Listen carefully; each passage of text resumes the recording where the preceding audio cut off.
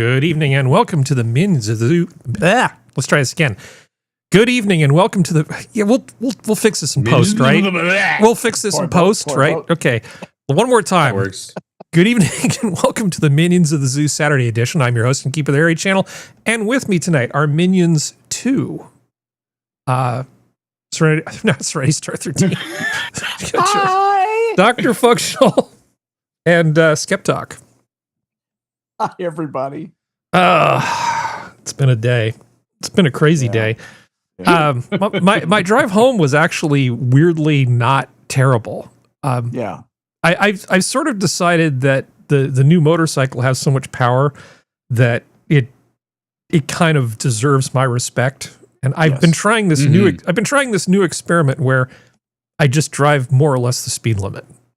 And that's not normal for me because for many, many years, I'm pretty good at guessing where the 5.0 is going to be, where Smokey's going to be. And I've managed to only get 2 tickets in my entire life. And I haven't had one in decades, a couple decades now. And so I'm doing pretty good, but it's just like getting from point A to point B is so exhausting when you're speeding. Because you're just like constantly, you got your head on a swivel and you're watching every overpass and every on-ramp and just trying to be like, well, if I'm the 5th fastest person on the road, how likely am I to get a ticket? And it's just exhausting. So I thought for a while I would just go, yeah, I'm just going to set the cruise control at 65, maybe 67. Whatever kind of keeps me with the flow of traffic in the slow lane and just go with it. I have to say, it's not the worst thing in the world. And anything on 2 wheels, there's so much adrenaline, it's not boring. It's never boring on 2 wheels. And on the freeway? God damn, no. No. California freeway. Plenty of stuff to keep me stimulated. This is the first time I've driven the car in like 2 weeks. On a California freeway on the Pacific Coast highways, matter of fact. I've only seen them. 101. Yeah, I'm pretty sure that there's this guy who was sort of sniffing around, when you can tell when somebody's kind of sniffing around for an opportunity. And I think he's trying to be very, very low key about how he wants to buy my car off me and then for cheap and then flip it and sell it to somebody. I can just tell. It's the same feeling I used to get when this one guy would go over to my grandmother's house. It was like the husband of a family friend. And you could just see him looking around the room thinking about what he was going to do with it after it was all his. And it's like, no, you need to just leave.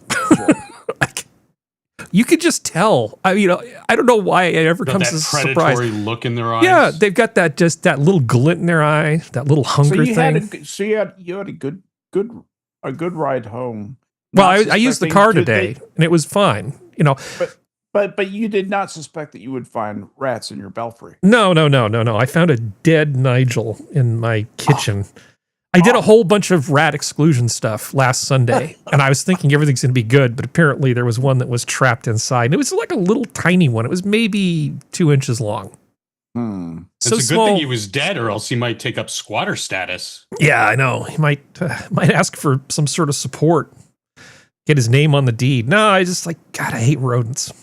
I don't like them violating the sanctity of my home.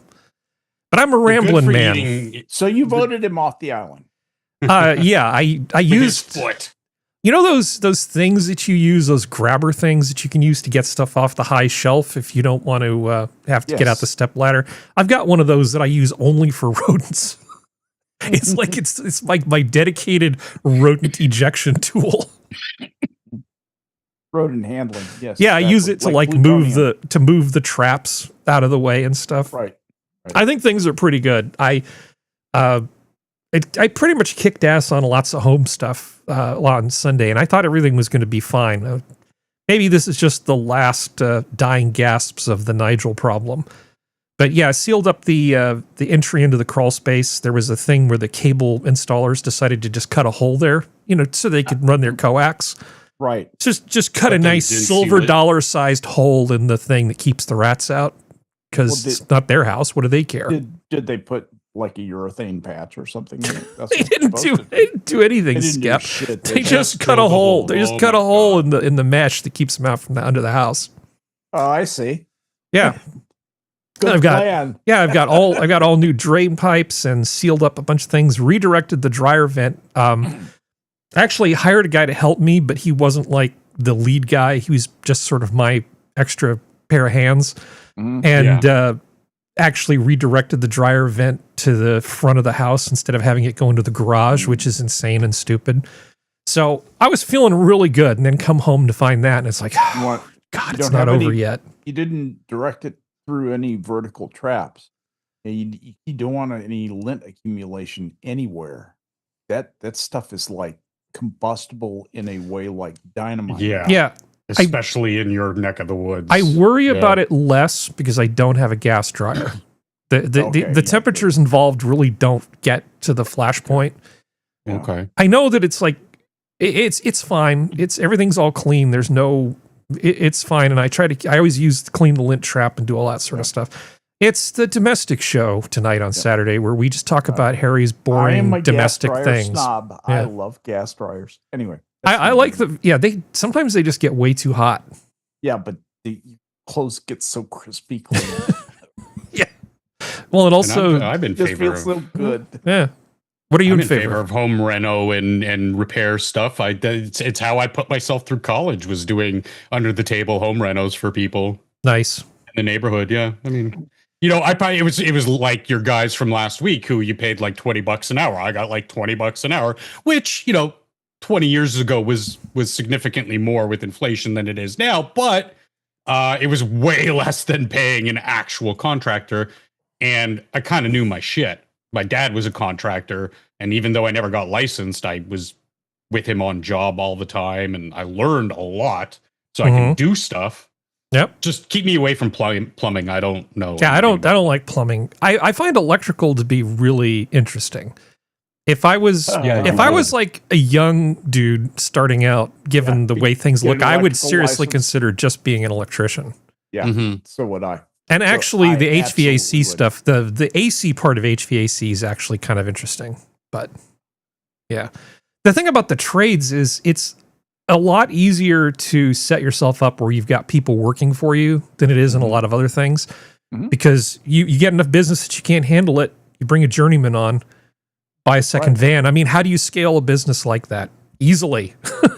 You start an IT business, and then you need somebody with a head for business, and you got to manage bridge funding. And there's just all this crap you have to deal with that you don't have to deal with as a plumber or an electrician or any of those kinds of things. It's kind of semi-deleveraged because it's so labor intensive. It's a huge expense, but it still is just the most straightforward scaling. Exactly.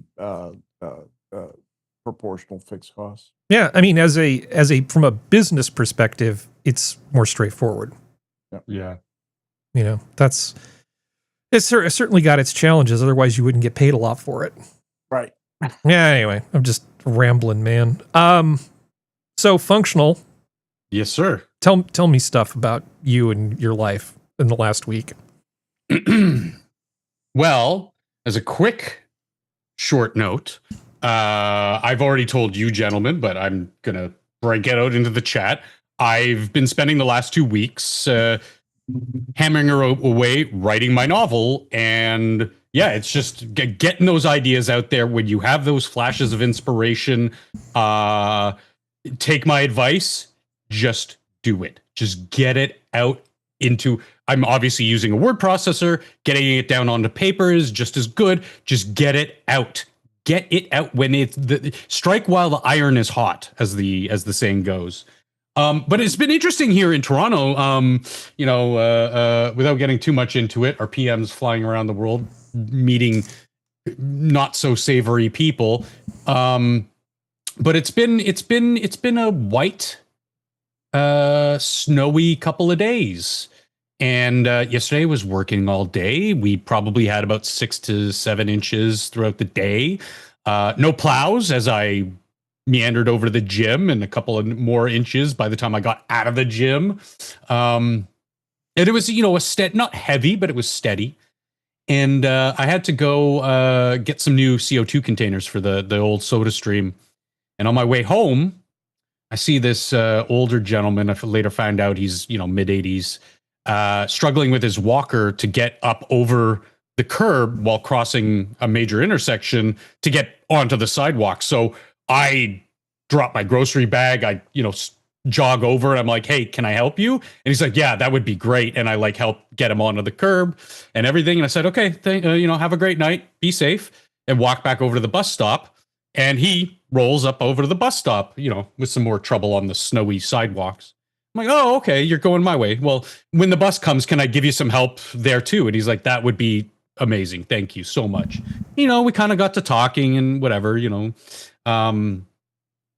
and I'd shared with him about my car accident, how I used a walker for some time and I hated this. And he's going on about, I just don't want to be a recluse. I want to be out in the world every now and then. And in my mind, I'm kind of thinking, yeah, but tonight's probably not the best of nights to go out, But I didn't say anything to him because, it is what it is. This is your life, dude. I don't want to impose, And so as we're talking, I'm like, have you seen a plow all day? Because I just haven't seen one. And, we've had near 10 inches of snow. Like, what's going on here? He's like, no, I haven't seen any. And sure enough, like 2 minutes later, the plows 3 wide are going down this major artery and dump a good 4.5 feet of snow right in front of the fucking bus stop. So I immediately go back to task, didn't even think about it, and I use my body as a shovel, and I'm just clearing this path where the bus can drive up to. And there was just so much I couldn't get it. So, the last 2 feet or so, I just like tamp down and make sure it's kind of semi-solid because I need to be able to have footing to, if I needed to, I'm at the point where I could just lift this guy in my arms and just place him on the bus, I've gotten stronger. So, the bus starts rolling up. I say, hold on, let me go put my bag up on the bus and I'll come back and help you. He's like, great. So I do that. Hey, Geodes. Yo. So I run in, I grab drop my bag in the bus and I come back out to help. And there's these like 2 little, God bless them, 2 little Filipino women who are trying to help him on. And I'm like, guys, look at me. Let me help him.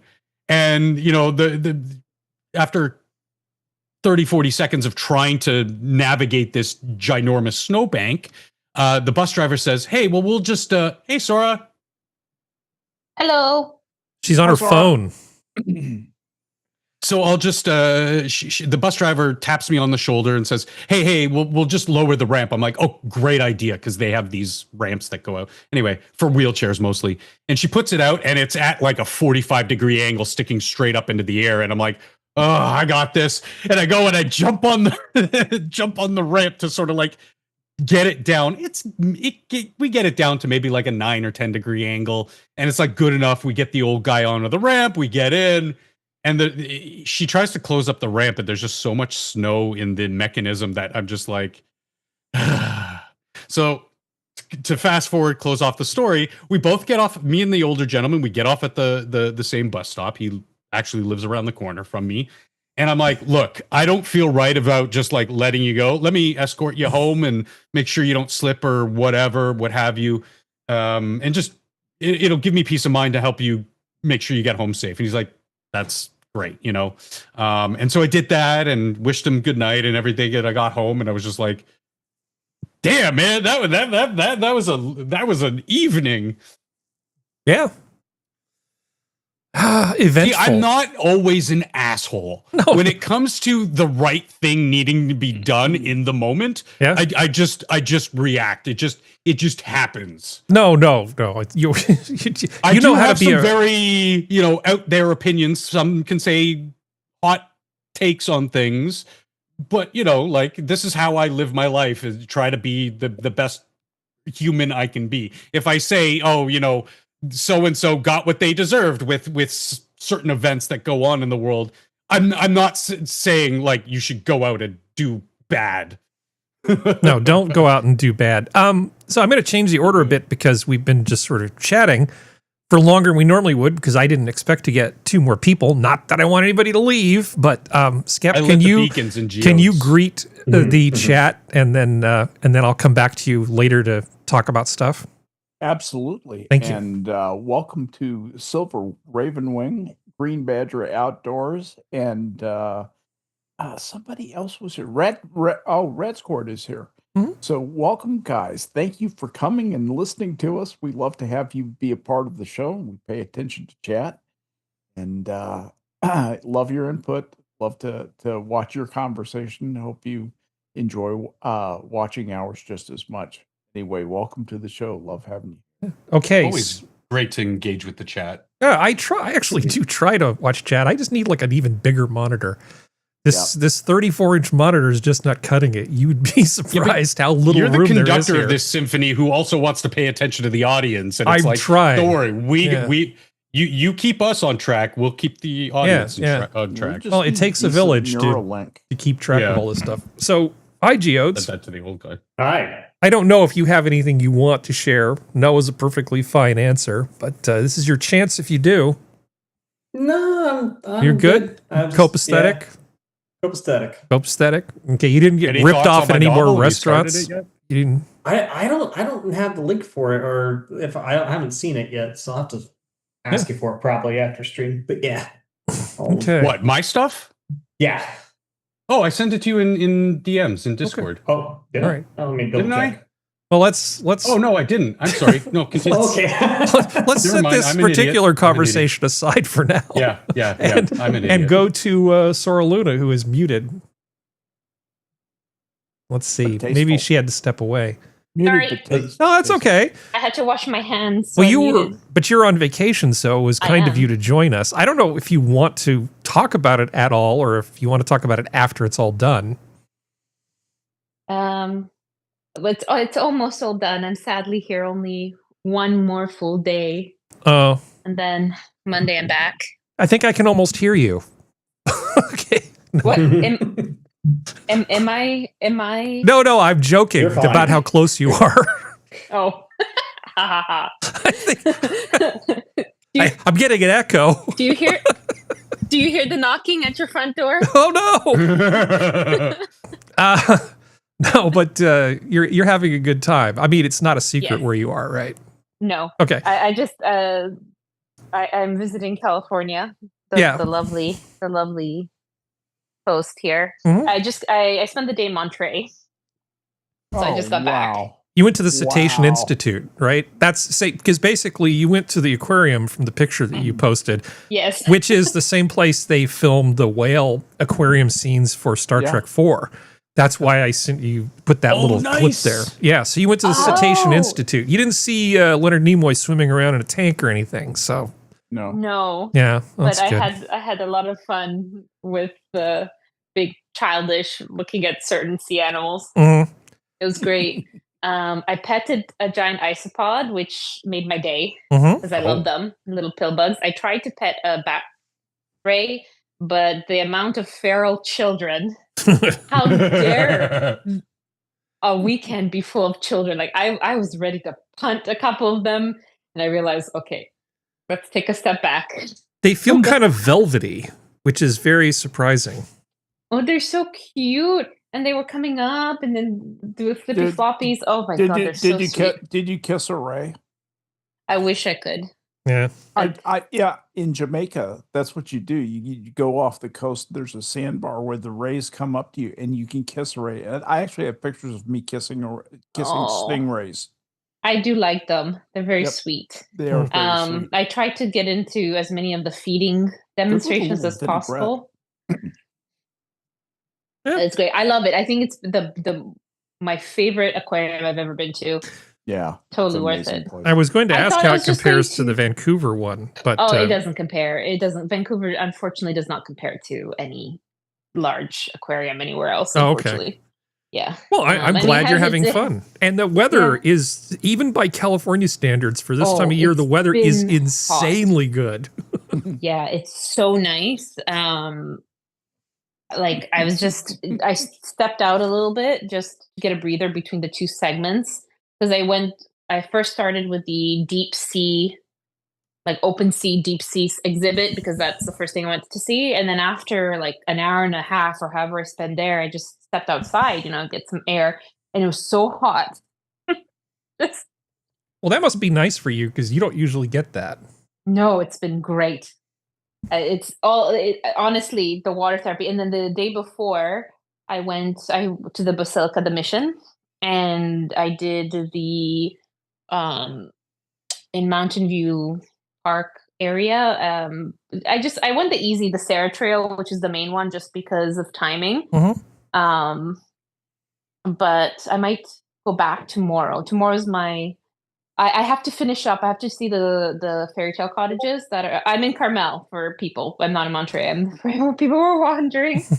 Well, they're right next to each other practically. Well, Pacific Grove's in the middle, and let's not pretend we forgot about Pacific Grove, which is a lovely city, by the way. And CPM was a lovely operating system. It was. It's not important right now. Well, they didn't show up for the meeting, so. Yeah. I must fly your plane. I must give super props to the Monterey Salinas transit system. Yeah. Because I went via bus. Nice. It's $2. And your transit lasts for an hour, which is, I mean, obviously I paid $4 for the day. That's so cheap. Well, it's $2 here. Not $2 for me. And $2 in 2 hours. Nice. It is. Well, sorry, $2.20 in 2 hours of. But you don't have an aquarium. It's $3. We do. We have a Ripley's aquarium. It's over $3. And I think it's either 90 minutes or 120 minutes. I don't remember.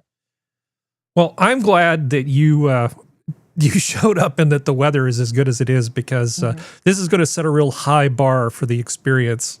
You can go back and tell everybody in Vancouver, it's like, no, I don't know, Carmel wouldn't be so bad. I'm just walking around. I'm like, I can see myself living here. No problem. Except for the fact of, except it's incredibly expensive. Taxes, cost of fuel, politics, etc. But I'm very comfortable. Oh my God, they have I don't know the name of the bird in English. It's a kind of wood dove, I think. It's like common as the regular pigeon in Romania. And there's one particular one that sits on one of the buildings in like the downtown here in Carmel. I say downtown, in the shopping area. And oh my God, it's so lovely to hear it. And I swear they have certain trees. It feels very much like my hometown Romania in the spring right now here. So the smell, because it's dry, so the smell of the plants you smell, just the feeling in the air, it is very nice. Yeah, and it's a really long beach. You can basically start from the beach there and just pick north or south. You can go a long way just on the beach. I popped down from Santa Lucia Road, street, and all the way back to Ocean. So I went backwards. TUES House is closed except for Saturdays, which is one of like the places you could go. That's a little bit further out. So I missed that, which is fine. And there's the Frank Lloyd Wright home, right, that you can see from the road. But I feel awkward going to someone's private residence when you can just see it. You can just see it online. Yeah, it's the one that we've talked about it months and months ago. The one that was sold several years ago. His only beach house that he ever designed.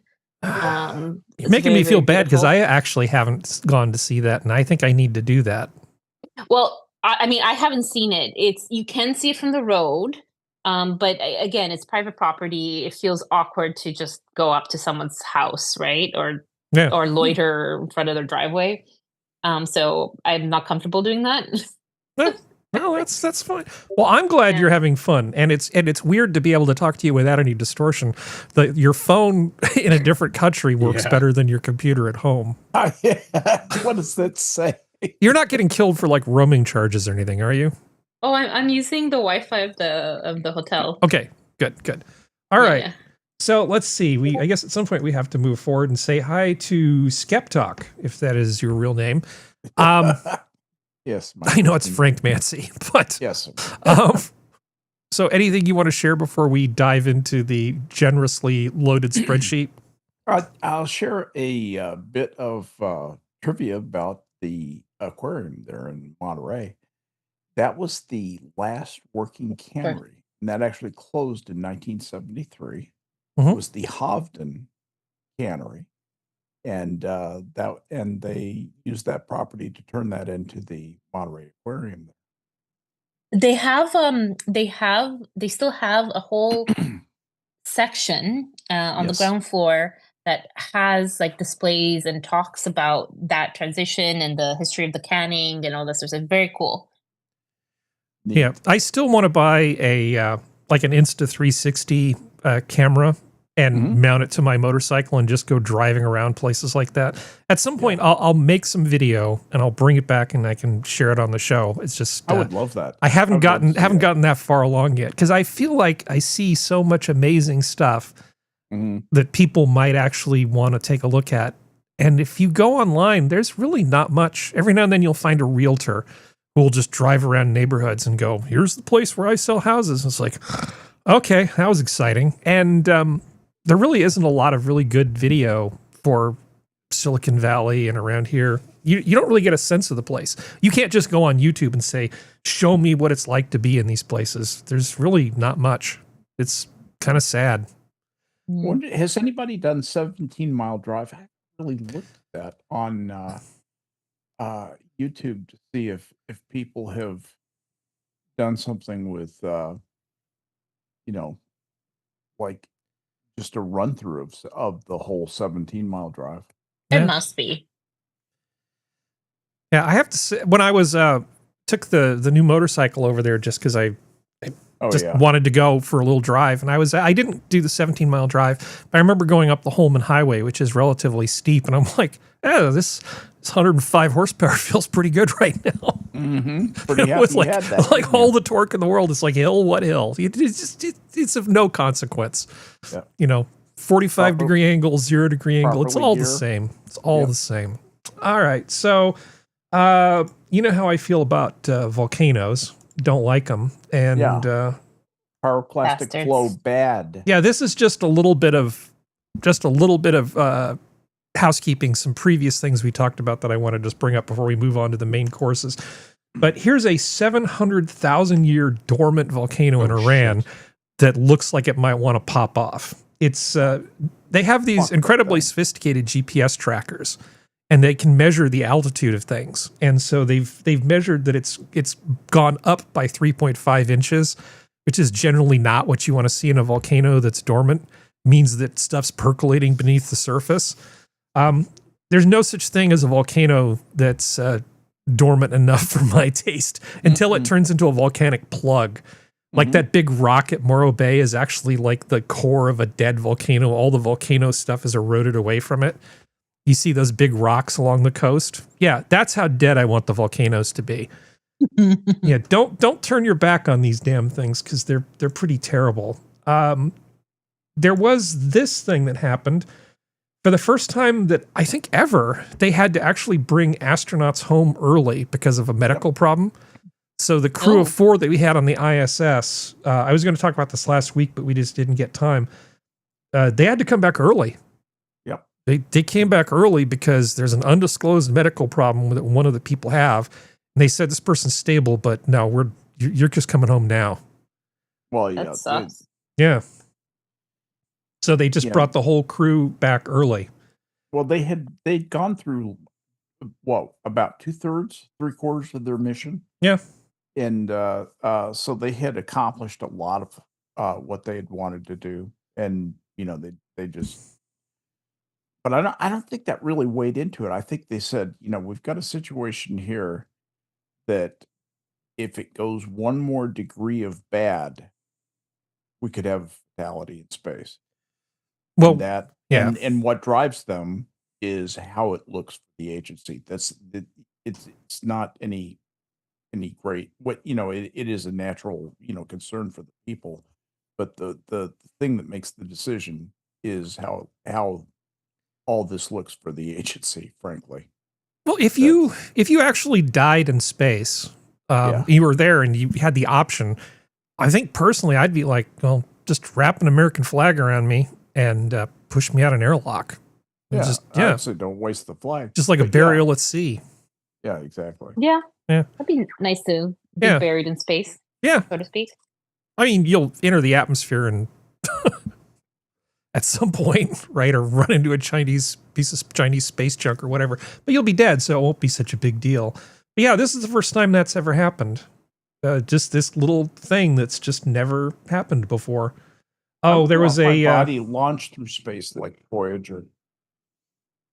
You want it launched? Oh yeah. Well, somebody has to have some bagpipe music to make it official. just get your boombox out. Amazing Grace on the bagpipes, and then just airlock. Voila. Yeah. So this is also from last week. Officials in South Africa are torn by the decision to make Elon Musk's company legal because. Here I'll just read the bullet points. South African parliamentary members oppose SpaceX's Starlink due to ICT licensing concern. Economic freedom fighters demand compliance with local laws ensuring 30% black ownership. A proposal to adjust regulations for equity equivalent schemes faced parliamentary rejection. Major parties in South Africa's coalition government display internal division on the issue. Now, Starlink is by far the best choice for them. I mean, what's your alternative going to be? But they're so hung up on race because they're ideological purists that they're thinking about cutting off their nose to spite their face over Starlink. If they want to cut their nose in such a manner, I say hand them the shares. Yeah, here you go. I sharpened this like halfway. Oh yeah, Mount Etna is also erupting right now. Oh, that. Just throwing that out there. Today's your day of volcanoes, huh? Yeah, lots of volcanoes. So you know the "Why Are You Gay" guy? Mm-hmm. I actually found his channel. Oh, he was on Piers Morgan like 2 weeks ago. Yeah. So here's some guy looking at something in the market. Why am I not getting any audio? Why are you gay? No audio. You didn't show the audio. There we go. He's off to a Diddy party. He's looking at baby oil. Then he's coming up behind him. He's like, get the hell out of there. He's obviously set up, but he's got a t-shirt which says, "Why are you gay?" with his face on it. Can you imagine having a t-shirt of yourself? No. He's leaned into the meme. He's leaned into the meme, but in addition to that, he's actually, how do I say this? He was involved in one of those cryptocurrency things. So they came up with Ycoin. And he was telling people, don't sell Ycoin unless you're gay. So it's nice that we could use that word now without worrying about getting canceled. People understand that. Yeah, it's fine. Let me see. There's under society. So I saw this thing. Let me mute this thing. Which generation sucks the most? And basically, they're rating the different generations on which one's the gayest in terms of S tier. And Tom and Dawn. Yeah. This is actually a reasonably amusing little video that they put together. But yeah, so they rated all of the things in terms of gayness, whether who's S tier and who's whatever. They gave the greatest generation obviously a pass, and they actually nicely let Gen X off the hook. But they had some not very nice things to say about the boomers because they all turned into a bunch of dirty hippies. So we did. Yeah. Admittedly. This is actually a pretty good video. So Tom and Don? I've never seen them before. Yeah, they're the creators behind Space King, if anybody's heard or seen that. That's the parody of Warhammer 40K. Okay. And so that's how they got their big sort of push, because that was well received by the nerdy community. If Serenity was here, she'd be like, "Oh, okay." I think Geodes doesn't know, or do you? I was gonna say, think South Park for 40K. That's kind of a good way to explain it. Yeah. It's a very heavy parody, but leans into the tropes of the mythos, and it's actually really funny. And then they started doing this channel, or I don't know what came first, but they started doing this sort of format of them sitting in the large chairs with the green screen and just talking about all kinds of random shit. And it's actually quite funny if you can get past their accents. Well, they let Gen A off the hook too, because they figured they haven't been around long enough to really make a case one way or the other. But I kind of feel like after 6, 7 that we know, yeah, pretty BGHEY. Yeah. They also, I think, changed the title of this. It says, which generation sucks the most? And I don't think that was the title when I first looked at this. I think they may have decided to politically cleanse this ever so much. But it's okay. It's all in good fun. This whole generational thing is kind of dumb anyway. Although I did drink from the garden hose a few times when I was a kid. Still here, full of microplastics. Microplastics. Yes, those are the best. Delicious Good and good for you. So we talked about Greenland. Skep. About Greenland last time. Now, the latest thing I'm seeing is Trump vows tariffs on 8 European nations over Greenland. I don't know if this is 5D chess or what it is, because I was thinking when they sent the NATO troops to Greenland, he was just going to say, well, we won't invade as long as those troops are there. Mission accomplished. Now they actually have troops in Greenland to keep the Chinese and the Russians from taking it over. Well, it was all just sort of like a 5D chess thing. But no, he's acting like he really wants it. It isn't just the security of Greenland. It's like he really, really wants Greenland. Go ahead. There are U.S. troops in Greenland. There have been for a while. Yeah, we have a base there or something, don't we? Yeah, Thule. Yeah, Thule. Thank you. So I mean, I've just come across quite a few people on social media who are like, "Yeah, but then he's going to put boots on the ground." I'm like, motherfucker, there are boots on the ground. They're literally stationed there to protect Greenland and to keep an eye on, America's enemies. That's a big honking radar station. That's part of the DEW line back in the day. The distant early warning line. Yep. DEW line. I have a bunch of those in Kanukistan too. Yep. All the northern Don't ask places. us about missile silos. There are no missile silos in Canada. Yeah, there are none. Artisk Commando.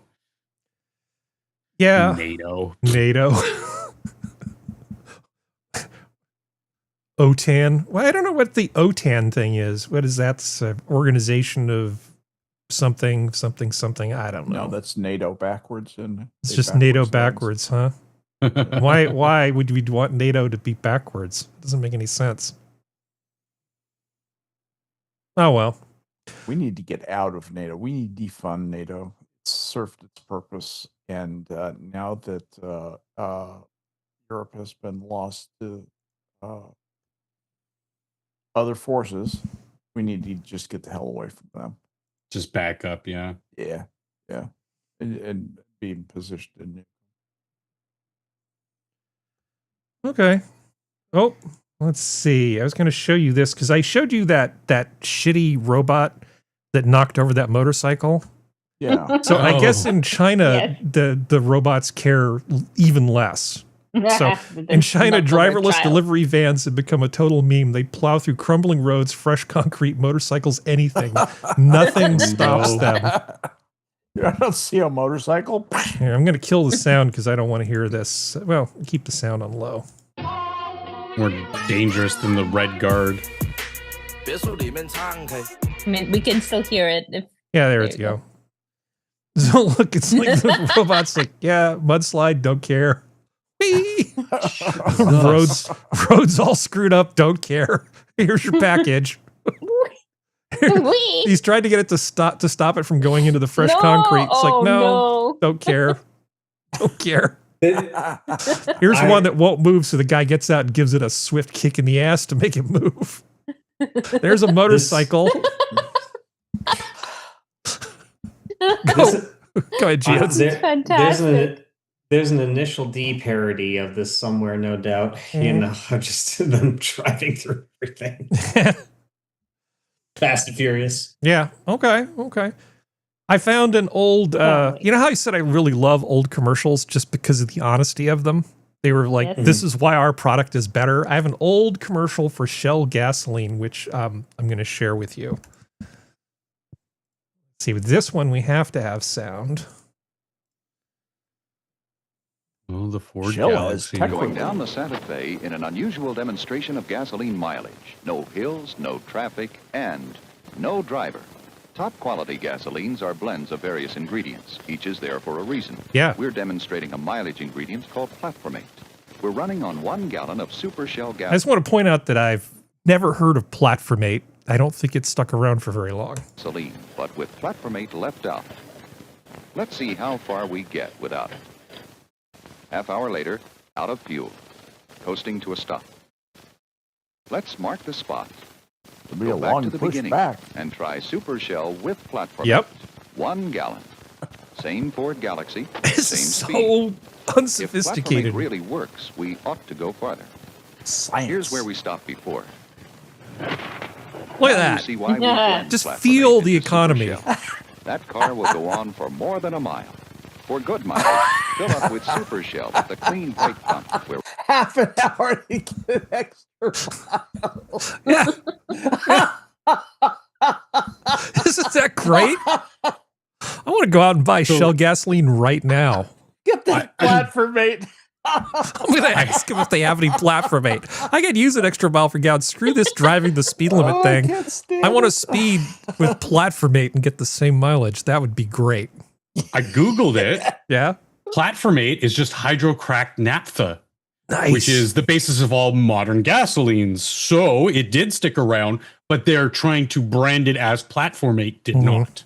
So the actual chemical did, and it actually improved better mileage than gasoline made from unmodified naphthas.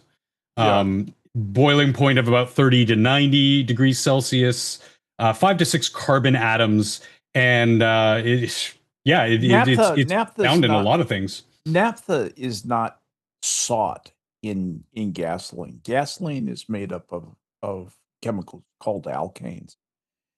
A lot of benzene and stuff. Yeah. Well, what happens is in the natural sloshing around of molecules, different things get created. A lot of complex chemicals get created, and among them, you'll have a certain percentage of it that actually will turn into naphtha just from having decane and octane in the same tank. So. Yeah, one of my customers is a Russian PhD. His PhD is actually in petroleum chemistry. Oh my God! And one and only one time did I actually say, "Well, tell me about what you used to do," because I mean it is kind of rude. I don't want to feel like the guy to feel like he's interrogated. Really detailed. But man, that was actually a pretty interesting hour. If you ever get a chance to pin down a petroleum chemist and get into a real conversation, I highly recommend it. Yep. I mean, if you're into geekery, that was actually a pretty good conversation. Kind of surrounded around by it in Texas. I mean, all the schools here offer petroleum chemistry degrees and petroleum engineering degrees. Nice. Yeah. Good times. A lot of talk about that. Let's see. Skipping over that. I better not play that because I don't remember what it is. Can't play that because it's SNL. Okay. So one more little thing here. Remember SETI at Home? Where people would give volunteer time on their computers, some spare cycles to help search for extraterrestrial intelligence. Yeah. You did it too. Oh, I did it in a big way. I'll bet you did. I did early on. My name was up high. Well, I may have used some computers that weren't strictly speaking mine. Mine. It's okay. The cycles weren't doing anything. They were sitting waiting for a command. I had a whole stack of ARM servers, not to mention some much bigger iron that, it was just mostly fun as a test. But anyway, so it says, SETI at Home, one of the most popular crowdsourced research projects ever, turned up 12 billion signals of interest. A lengthy analysis found 100 worth another look. So after all is said and done, they actually found some decent signals buried in all of this data. Will any of them be extraterrestrial intelligence? I don't know. But I feel like it's one of those things that we should kind of look. I mean, in theory, it's almost impossible that we're alone. But I think not looking is just a bad idea. Absolutely. And just using spare cycles, because a lot of this turned into another program called Folding at Home. And when computer resources were really constrained, a lot of researchers working on medicines and things at universities who didn't have a lot of computer resources were able to do protein folding simulations using this sort of stuff. So this was just the first of several such well-intentioned, beneficent, cromulent projects that people did. Cromulent. Yeah. Yeah. Cromulent is a great word. I really like that word. So useful. Yeah. So useful. Let's see. And a follow, and we're still in follow-ups, and it's like 50 minutes in. Holy crap. So this is some great spin. Micron, the memory manufacturer, says quitting the do-it-yourself memory industry will actually help consumers. Now, I've written some whoppers for public relations before. Micron. Yeah. How do you, I mean, is this like fueled by scotch? I mean, how do you, I guess it all depends on what we mean by the word help. It does. Yeah. Helping consumers, like, it'll be so expensive to build a computer that you'll never get a gambling addiction with online gambling. Exactly. We're saving you from pornography and online gambling and all the other things that happen when you have memory for your computer. I don't know. Computer stress at work, no computer stress. Yeah. Yeah. Oh, well, let's just mark that off. Let's see. Greenland. China, CCP is asshole. Let's see. Chinese military says it is developing over 10 quantum warfare weapons. People's Liberation Army said it is working on advanced technology to provide better frontline mapping. This is one of the most useless, supercilious headlines I've seen in a while. I love the, what's this thing again? The South China Morning something, SCMP? What is this stupid publication called again, Skep? The South China Morning News? Yeah. I don't even know what this is supposed to mean. Now, I was originally thinking that they were working on quantum-based code cracking type things, like cyber warfare sort of things, but this is so meaningless, I'm not sure at all what it's supposed to mean. They may be using quantum rays. You know, the high energy quantum rays. Yeah. That would project over the battlefield and dequantize things that could be dequantized. Yeah. Well, that's what I think. I think it's probably that. I feel like since it looks like utter bullshit to me, Harry. It does. Seriously. So let's talk about the image that's in the thumbnail, because I don't want Functional to feel like like I'm going to keep him. We're going to wait till the end of the show. So the UK government decided to put out a video game to help teach people about political extremism. And by extremism, I mean caring about their country and having any kind of in-group preference. And so they put out this little game here. The UK government's backed Pathways game designed to teach teens about extremism has been disabled. Amelia, one of the game's characters, went viral online with memes and fan art, but her storyline is now reported as inaccessible. They were trying to have her be like the symbol of bigotry amongst teens, and people created tons and tons and tons of memes about her, all of them positive from the perspective of people who had nationalistic feelings. Had you heard about this, Sora? No. Okay. But this is great. This is great. So somebody actually, there's a couple of videos. One that Functional put in Discord, which is sort of the anime trailer version of it. But the one I found, a guy took a bunch of the memes, fed them into AI, and tried to make a movie out of all of the most popular memes that had been developed. So let me give you this 2-minute video here of, let's just stop that. I'm English, and I love England. I like having fish and chips. This is just based on all the memes. Yes, you do. I like Shakespeare and Dickens, Tolkien and Lewis, Harry Potter. I like pork, sausage, and dogs. Yeah, you do. And fashion. Haram! I don't like that. Brits are famously polite, but it mustn't mean we're willing to commit cultural suicide. Our institution. I feel like their campaign did not work out the way they planned. The Church of England. No, the meme war just queers and nonsense. died down a bit. It never went away. We go from Churchill to you git. Sadiq Khan, the mayor. This is London, mate, not Afghanistan. Yeah. Or Star Wars. Our government won't even protect our schoolgirls from grooming gangs. Sod off, packy wankers. The police won't help. They're too busy confiscating garden tools and suppressing Look at free that speech. gammon. Yep. That's right, miss. What have I done, officer? You've tweeted rudely, and you're under arrest. Curry is fine, but we have several recipes already. We don't need 2 million Indians here to make it for us. There are 50... So you can see this is whether I agree with her or not isn't the issue. As an example of how not to do propaganda and watching it blow up in your face, this is pretty good because that game was absolute cringe.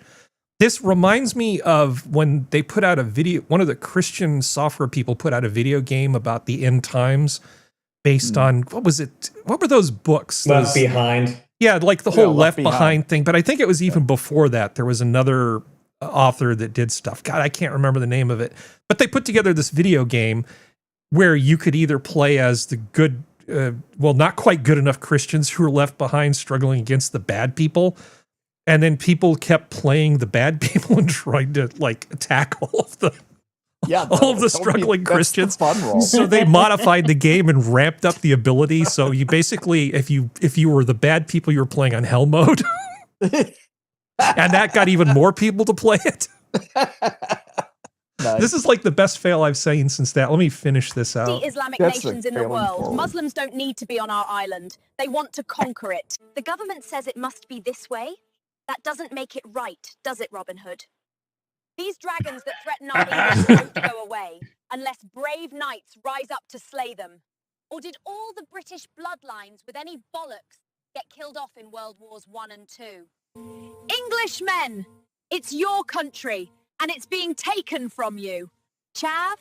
So you get the general idea. Mm-hmm. Yeah. I think Functional really wants me to play that other one, right? The anime version.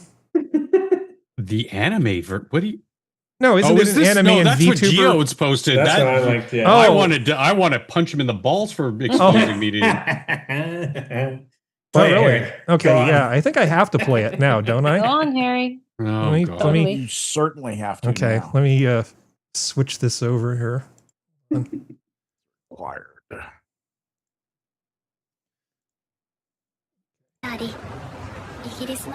Oh, Charlie-kun.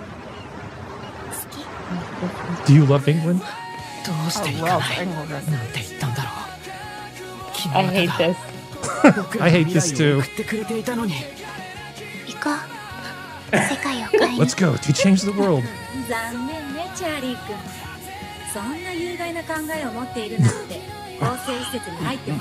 Did a reaction.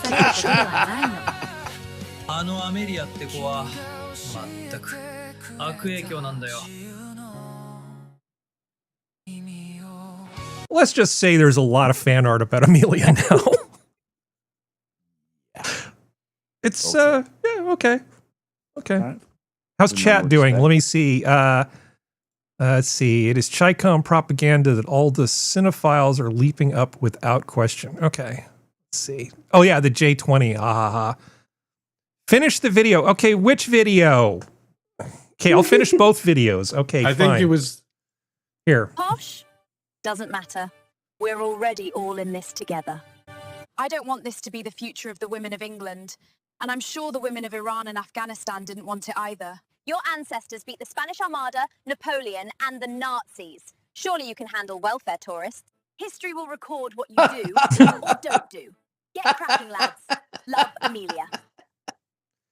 I think other than the purple hair, Amelia's she seems like a fit bird. She's got a good head on her shoulders. Handle welfare tourists. Okay, now I don't know which video Assassin was wanting me to finish, so we'll finish this one too. Oh my, that is funny. What's wrong with wanting to protect your culture? Everyone is supposed to cherish the country and culture they were born into, right? I just can't believe it's a bad thing. Amelia, the last rose of Albion. Nice. Yeah. No, I can't talk about that other thing. I was just thinking, I saw somebody on TV eating something with cilantro on it, and I started laughing. And I just started thinking, Happy Black History Month. And I knew I couldn't explain to anybody why I was laughing. You remember that video, right? No. You didn't see that one? Send that one to you Probably, later. but I can't remember. Okay. Okay, we'll show it later. Oh. What? Oh, I just can you want to play my video? Which one's yours? Is it like a completely different topic? No. I got inspired by the Amelia video and I made one about Canada. Oh, okay. Hold on. Show chat? I'll post it and I'll repost it in show chat because I don't know. Shnikes, where did I put it? While you're looking around for that, I noticed that Assassin is here.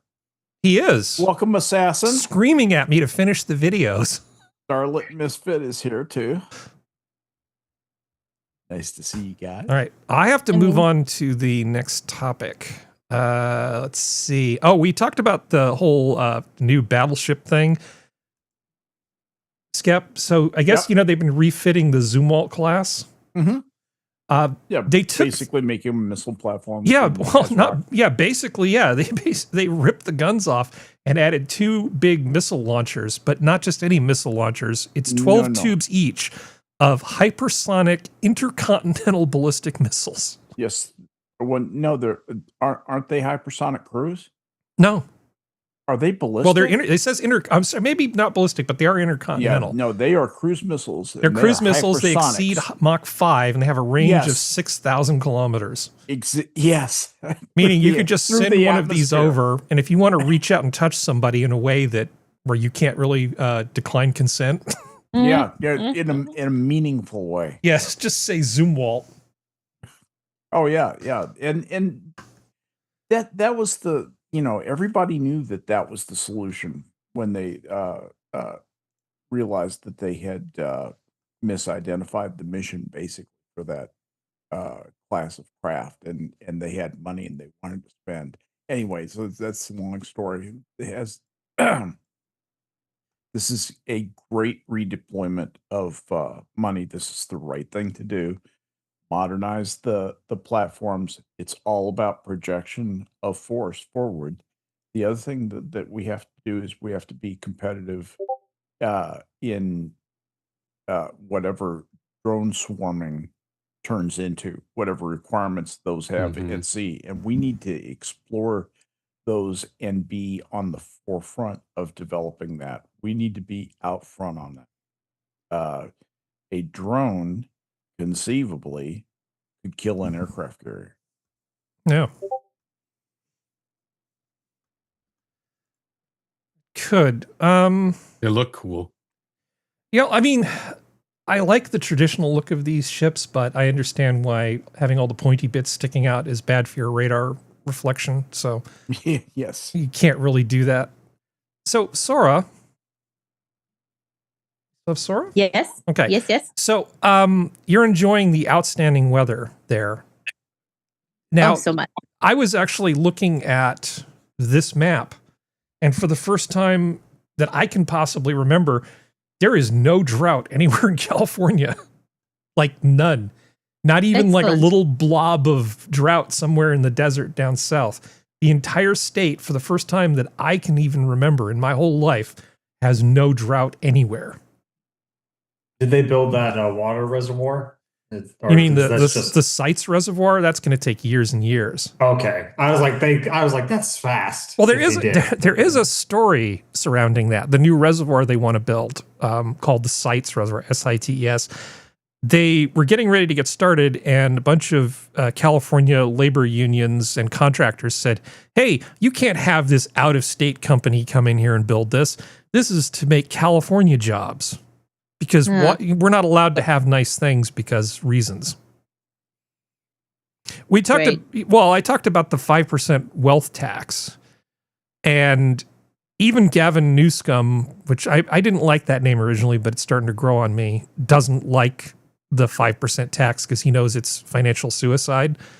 the tax on the billionaires on their assets worldwide, even unrealized gains. It's absolutely insane. Well, that's an illegal taking that will get challenged, and I believe.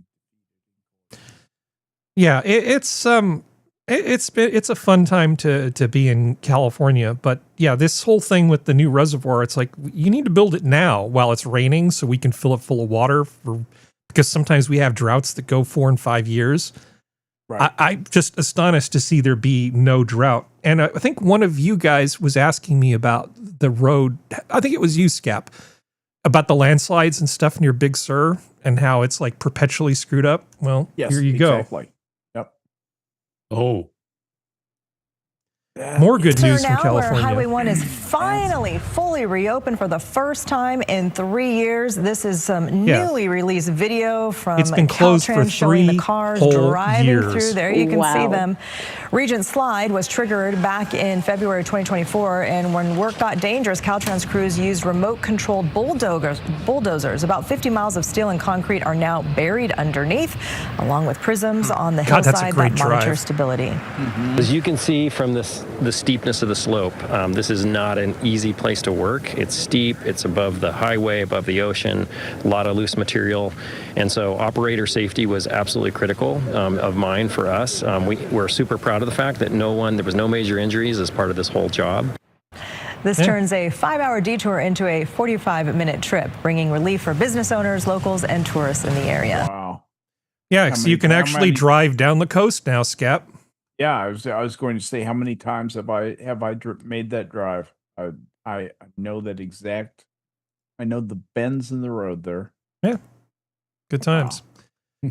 See, I think there was one more thing. Okay, so you know how they have these license plate readers, and they've been putting them. I guess it's what's it called, the Flock license plate things. Well, a lot of cities are taking them out now. So the super liberal city of Santa Cruz, still beautiful, mind you, is actually pulling these things. They're getting rid of them because they don't want ICE to be able to access the information. You know, like whose license plates are showing up in which town. This is happening in a lot of blue states now. They're getting rid of these things. They're talking about it as a civil rights violation. Well, it was a civil rights violation against people who were doing nothing wrong for a long time. Yeah, I love the fact that the Fourth Amendment existed back then, too. Yeah, that the illegal people who are here in this country illegally are the thing that you're worried about, and not the rest of us tax-paying, law-abiding, actually supposed to be here people driving around, not wanting to be attacked by the police over things, basically circumstantial evidence. There was a case, I can't remember if we talked about it on the show, where this woman got hauled. They were going to haul her into court because some packages were stolen off of some people's doorsteps, and they saw that her car had driven by a bunch of times. Interesting. Yeah, and the cop wouldn't show her the evidence. Say, oh, well, you can challenge it in court. Now, just having to go to court is expensive. You got to hire a lawyer. You got to do all this stuff. It's like, it's really easy for them to say, oh, you can just show up in court and challenge it. Yeah, that's easy for you. You don't really have any recourse. You're paid to be there. Luckily, they had cameras on their electric car thing that we're able to show. Here's me driving by and not stopping and stealing packages at the time when they claimed that things were stolen. But law-abiding people shouldn't have to deal with this crap. These flock cameras are a huge violation of all of our civil liberties. But anyway, they're doing the right thing for the wrong reason. Typical California.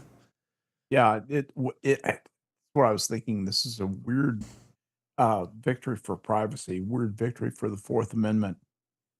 Yeah, right for the wrong reason. Exactly right. Well, I may have mentioned this in the past or didn't get to it, that California issued a whole bunch of driver's licenses to people who supposedly had a right to work in this country, most of them Indian. These are commercial driver's licenses, CDLs. And they issued them, and the licenses were valid past the date that they were allowed to be in this country working on their permits. So they have been determined to be invalid. The federal government is saying they're going to withhold a whole bunch of money, hundreds of millions of dollars from California, because they're not fixing the problem aggressively enough. Well, that's just some background. So this guy here, and I love this name. This is a great name. Can you pronounce this name, Dr. Functional? Suck Deep Sing? Suck Deep Sing. So apparently Suck Deep was, I think, in Arizona and got pulled over, and they found, oh, what is this illegal alien doing here with a valid driver's license from California? Well, they're going to deport him now. They're going to do that, but it's like they have to go Canada. into another state before somebody can find Suck Deep and actually send him back home. Wow. Yeah. I mean, we need people with commercial driver's licenses. There's like so many jobs for people like that it's been easy for a lot of these Indian guys to come here and just get this work. Yeah. So if they do actually, they got to be safe. They got to actually know what they're doing. Yeah. There's the whole issue of you need to understand English well enough to do your job. You can't drive a commercial truck in the United States and not speak English. That's just ridiculous. You have to understand, you have to be able to like talk to law enforcement when they come up and talk to you. Do you know it's not a requirement to take the citizenship examination in English?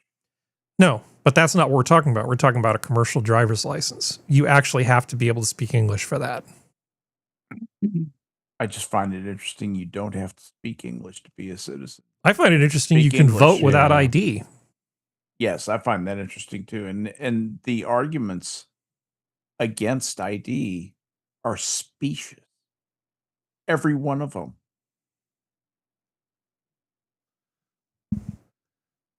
Okay, let's see. Oh, Assassin's saying, what happened to the reservoir that Newscomb intentionally emptied? I think you're thinking of a different story, and he's not to blame on that one. That was the one that was emptied in Southern California that was not available at the time of the fires. That's actually not part of the state system. And as far as emptying reservoir goes, the last time he had anything to do with that was, I think, Oroville, when they had to rebuild the sluiceway because there was a lot of damage and they were afraid it was going to fail.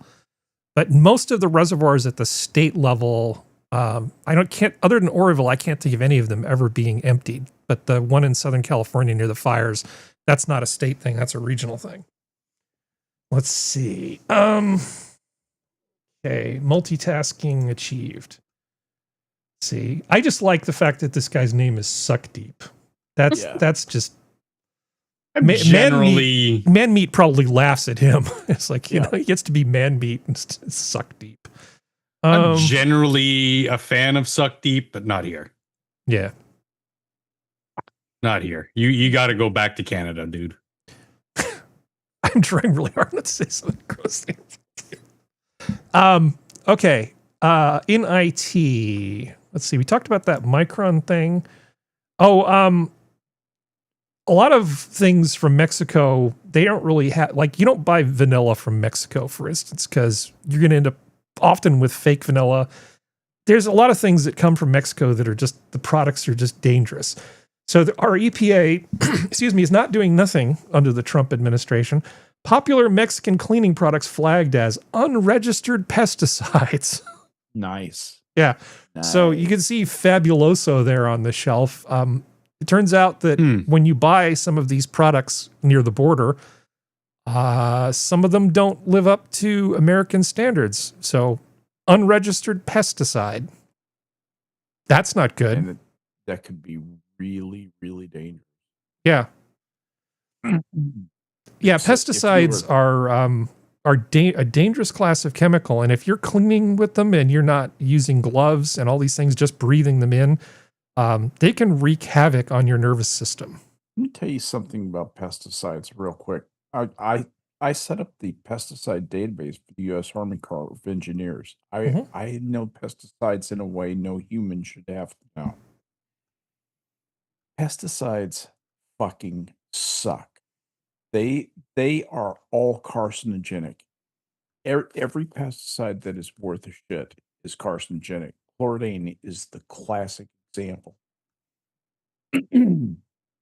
They are and when you have the possibility of mingling a pesticide with something like a cleaning solvent, that's like putting gasoline on the fire.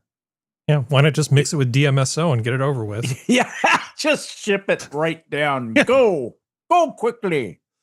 For people who don't know what DMSO is, if it hits your skin, sulfoxone. It actually travels through your skin membrane effortlessly and goes through your body. In fact, when you touch it, in a few seconds after you touch it, you will taste garlic in your mouth. That's how fast it is. We did that freshman year. And anything mixed with DMSO is just going along for the ride. That's absolutely true. So air through a screen is the way my chemistry professor put it. Yeah, there's not a lot stopping it. We haven't talked about Minnesota. And I guess we sort of need to because it's been kind of popping off. Now, I don't really know. Sandra, good. I don't know what to make of a lot of the video because everybody lies about video.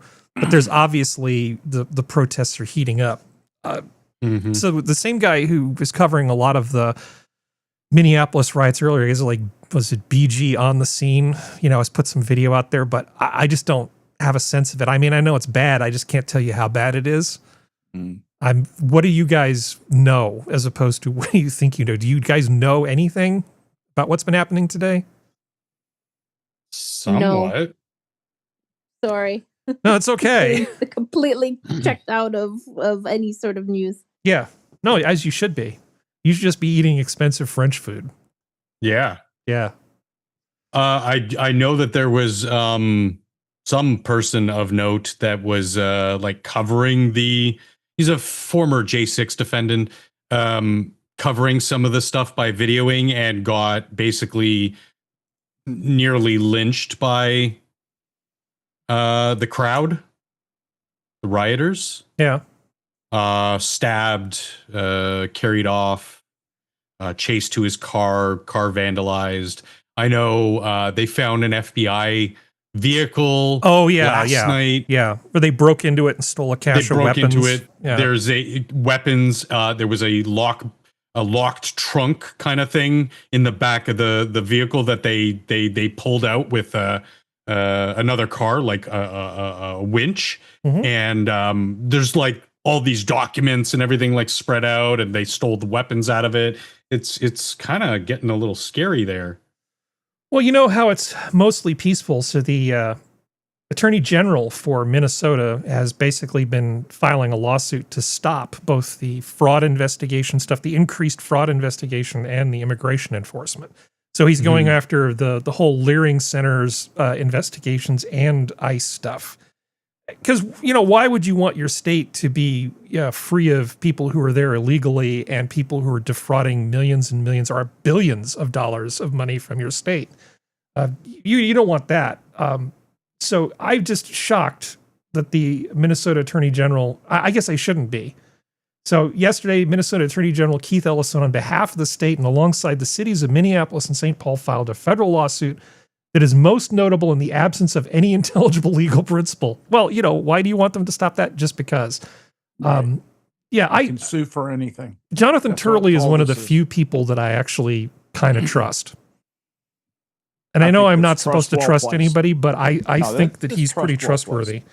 That's trustworthy. I think his honesty and his judgment are pretty unquestionable. Yeah, seems like a good dude. But I guess I shouldn't be surprised by this sort of thing going on. But it looks like it's probably going to be, squashed. Yep. But yeah, Minnesota, man, you guys really need to clean house because your state is way worse than my state at this point. This is just unthinkable. Unthinkable. Okay, so we talked about Amelia. Ellison is really corrupt son of a gun. Just people named with the last name of Ellison, right? Just all of them. It's funny you should mention that. One of the last things I did dispersing off Monterey was to admin out of the Navy a lieutenant at the school who had been convicted of credit card fraud. He'd stolen some credit cards and was flying himself home to Cleveland on the weekends and just buying tickets and eventually was caught. And I had to compute his separation pay. and help process him administratively out of the Navy. His name, Michael Ellison. Yeah, no relation, but still, it could be the same. Yeah, Ellison is the last names is septum piercings is to jewelry. California. So I found what may be the most annoying person this week. Oh boy. Yeah. Sora, what do you think of this person here? Okay, hold on. We need deposit. Let's get that. I would Turn that require up. a deposit to take me on a date to cover my date preparation costs. I'm now working with an app developer to make this a reality. This is actually happening. We are building the app. I'm not even exaggerating when I tell you this is the best damn dating app you Barbie. have ever seen, because there is a clear difference here where the woman can set the deposit rate and the man can Every pay for sentence her ends in a date question? preparation costs. So as a woman, you're going to walk into the is date this not already just so like happy, and that's going to lead to a being better a date and a better connection, and that gives the man a escort? better chance of succeeding. Kind in of courting you. escort The app is adjacent. called Courted. Yeah. So when people ask, "How did you meet?" You or can like say, like "Courted me." like So cute. The web. rent a girlfriend. Do you know what this turns into at 55? 55 miles an hour.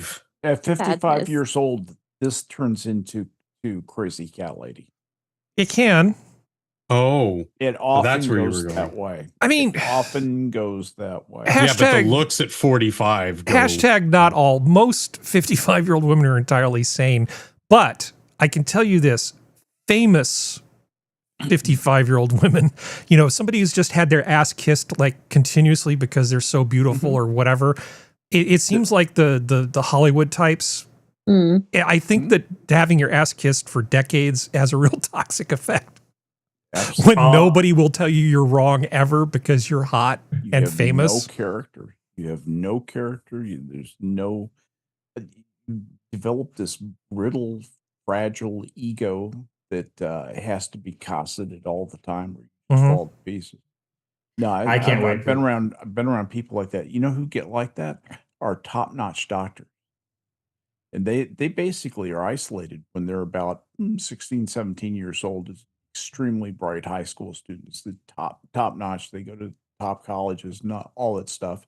And they're just shepherded all the way through. And emotionally, they get to about 17, 18 years old and never really develop beyond that. And they never get told no after about 4 years after they graduate from high school. Mm-hmm. I have a theory on this, Harry. Go. Yeah. Either this is going to be like a cash grab, like all those fake like cryptocurrencies, or this is going to be like lawsuit written all over it in a few years after this comes out. That's all I can say. Well, I just think it's not going to succeed because I'm not sure the business case makes a whole lot of sense. I mean, certainly there might be people who claim they cost them $1,000 a week to be date ready. But I don't see the men that they probably want to date being willing to like pay them for cosmetics or something. I don't know. This just seems kind of gross to me. I do honestly think that men, even if people are taking advantage of you, you really should. If you're to ask somebody out, you should pay at least for that first dinner. And I actually like holding doors open for people, men and women alike. And I decided a while ago that if a woman gets offended because I open the door, I win. So I open doors for everybody. And I kind of hope it'll piss them off because that's fun too. Why not? Don't you want to annoy somebody? Just hold the door open for all women. Speech. Yeah, absolutely. I do it. Yeah. In California. That's how I'm trying to look and see if this girl has white all the way around her eye. I think I might have seen that. Yeah, maybe. I'm trying to find the link, and I'm having a hell of a time finding it. What are you looking for? The whole thing about Hillary and Bill not showing up when they were subpoenaed by Congress. Oh, here we are. Okay. Get your Washington Post. Yeah, New York Post. So even Jon Stewart and most of the people on The View think that the Clintons should actually show up when they're subpoenaed by Congress. But Hillary just decided on, in terms of being questioned about her relationship with Epstein and like, well, what do you know? Just decided to just blow it off. Like, what are you going to do to me? I've already run an email server out of my house with, top secret and above top secret information on it. And nothing happened to me then. Why should I assume anything's going to happen to me now? She hasn't been held accountable for anything. So maybe she figures she's just going to get away with it. But even people on her own side, it seems like a vast majority of them think that she's doing the wrong thing by not answering that subpoena. I think she's panicking. This sounds like panic to me. It'll be fun to watch them spin it into literally anything else. Yes, and they will spin it to everything else. You've lost Jon Stewart and most of the people on The View. That's how far Jon you Stewart. Are. Good times. All right. Well, anyway, let's see. Where do we want to go? Okay, we talked about Minnesota a little bit. I mean, if I had more information about Minnesota, I'd be happy to talk about it more. I don't know how to separate. I see drone footage of people walking down a street. It's like, what does that mean? If one of us lived in Minnesota and could tell us something, that would be great. But whatever. Well, isn't Canada pretty much Minnesota? Minnesota A? Yeah, kind of. Not that bad yet. We don't have riots. No. So let's see. You wanted me to show your thing. Let's see. It's in show chat, right? Oh. So you made a movie, so to speak, and you called it. Was it Jessica's Canada? Yeah. I tried to find, sift through the different AI tools available, and wasn't exactly able to do the similar style, but I was inspired by Amelia, so... Yeah, and this is just rough. This is just a work in progress, right? Oh, very, very rough. So, this was 2 or 3 hours last night. So let's see what 2 or 3 hours buys you with a free AI app. It's going to load. Okay, let's see.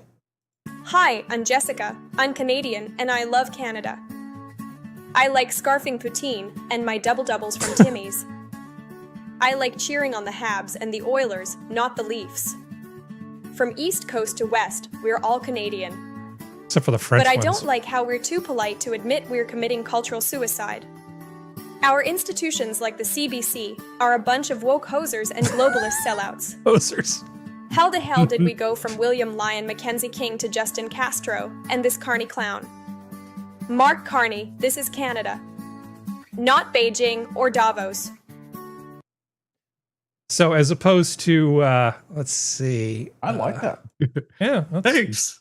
Pretty good for 2 to 3 hours in a free app. I mean, I had a much longer script, but the amount of time involved into crafting those scenes, and obviously I want to make some adjustments to make them a little bit more flowy, but yeah, I mean, that was just little by little, you sort of just... Because you really got to learn how these AI tools communicate, because it's not just like I'm talking to you and as if I'm trying to describe something. Your imagination, your brain is filling in the gaps and filling in the pieces that I'm not directly conveying to you. And so with these AI tools, you have to be a lot more involved in crafting things. And I mean, I'm good at doing such things, but... So are you aware that when I was a young kid, there was a cartoon that was displaying Canadians long before Terrence and Phillip? Oh, no. Do you ever heard of Dudley Do-Right? Yes. Oh, Dudley Do-Right. Yeah. I'm gonna play a little bit of it, not too much. So a great cartoon. Even if chat yells at me to finish the thing, it's like I don't feel like being copy struck. So I'm gonna play a little bit of this.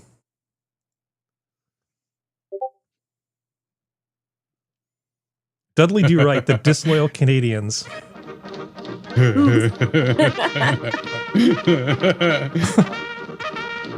Dudley Do-Right of the Mounties. Oh, there's Nell and Snidely Whiplash.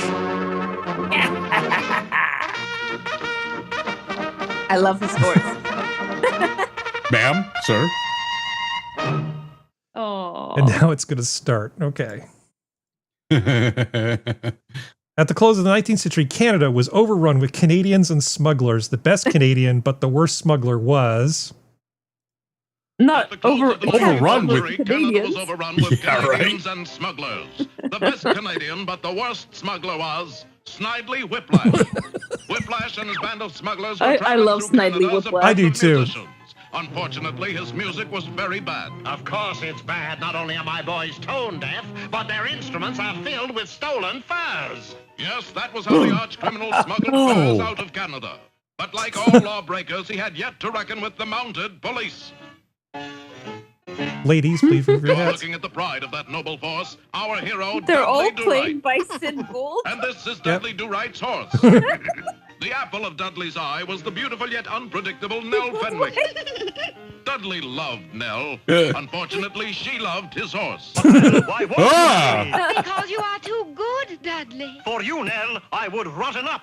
The Mountie post was under the command of Inspector Fenwick, Nell's father. This is so much fun. I love this. Yeah, it's pretty great. Played by his mother-in-law? Yeah. That I didn't know. Oh, there's the border. Higher altitude.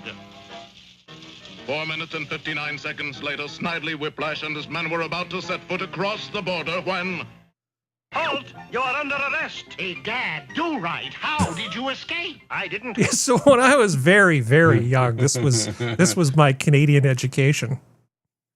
I figured it was all like this. I mean, it's probably better than modern education. Yeah. Yeah. I wasn't sure if you guys knew about this because I thought it might be before your time. They made a live action movie that's very cute. I don't think I guess they did, didn't they? That was with the Brendan Fraser? Yeah. It's perfect. Yeah. I love that. That was like one of my favorite movies as a kid. I actually rather like that movie, was it Blast from the Past? Yeah. That's actually a surprisingly good movie. Wasn't that The Amazing Guy? As Sissy Spacek played his mom, and wasn't it the guy with the crazy voice? God, why can't I not remember? Christopher Walken. Wasn't that his dad? Or am I mistaken? Yeah, no, that's a great movie. I'm not sure. What was it called? Blast from the Past. It's with Alicia Silverstone. They were like in a bunker. They thought the world ended. I remember that now. Yeah. So they basically raised him And as it was from a Christopher kid Walken, in a bunker. And then he goes out into the real world. I mean, and falls in love with Alicia Silverstone. Yeah, it happens. Yeah. You got to be trapped in a bunker. I really loved Bedazzled with No, Hurley. I forgot about that one. Liz Hurley plays the devil, and that movie is so good. I want to be more sensitive. That whole scene with the cross sobbing at a sunset. So better or worse than Joe versus the volcano? Way better. Okay. I at least think so. This is one scene where he like wishes to be like a super famous, super tall NBA star. Mm-hmm. And, you know, she's talking to him in the locker room, and, you know, she's like, she's like, so how do you like it? And he's like, it's amazing. Everybody loves me, blah, blah, blah, blah. And he's like turning around to get changed and whips off the towel, and everybody looks, and it's like, where did it go?